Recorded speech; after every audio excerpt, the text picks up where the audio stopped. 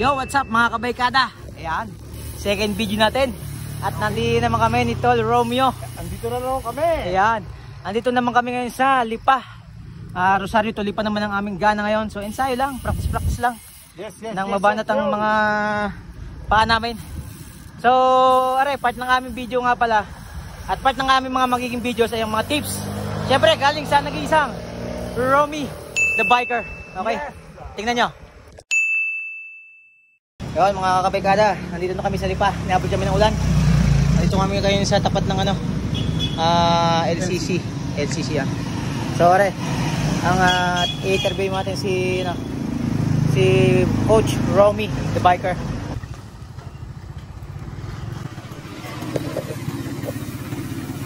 Tol, kailan ka umpisang nagbike at bakit ka nahilig sa pagbabike? Actually, hindi naman ako dati mahilig sa bike. Yan. Ngayon gawa ng siyempre may mga pagkakataon na wala ka pang bisikleta dati. Yeah. Pero dream mo pa lang magkaroon ng bisikleta. Ngayon ako'y nag-isip, dahil ako'y natanda na, lilipas din ang pagbabasketball or anong mga sport, lilipas yan. Ang bisikleta kasi ay isa sa pinakamaganda. Unang-una, card jack, ibang station mo, magaang katawan. Kailan ka nag-umpisa magbike? Nag-umpisa ako magbike since ako'y nang bata pa, humilig ako dyan. Unang-una, naghahanap buhay ako at dyaryo ang aming tinitinda. Nakabisikleta kami hanggang sa nakagraduate ako ng college hanggang ngayon. Then na-stop ako dahil siyempre ako'y wala pang sariling bike. Ang ginawa ko naman ngayon ay nag-ipon ako. Nag-ipon ako sa halagang 10,000. Yung 10,000 yun ay hindi pa quality bisikleta. Yun ay natural na bisikleta lang. Ang unang-unang bike kong binili ay binili ko pa sa online, yung dating classmate ko ng high school at 10,000. Yun ang unang-unang bike ko. Ayun ay hindi pa upgrade. Hindi pa upgrade. Anong bike yun? Kung pwede nating matanong. Tosek. Brandon Tosek. Ayun. Okay. Ngayon, anong gamit mong bike?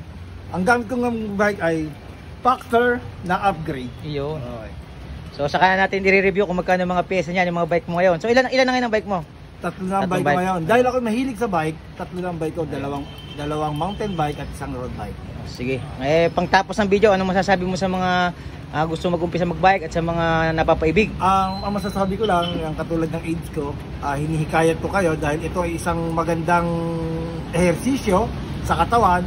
At unang-una, makikita pa natin lahat ng lugar na gusto natin puntahan, nature, adventure, masarap, magandang tanawin, bundok, syudad, lahat.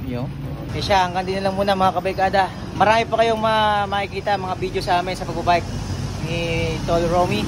Yes. So, dito lang muna. Shoutout muna sa PowerPoint Bike Shop and Marlon's Bike Shop. Yan.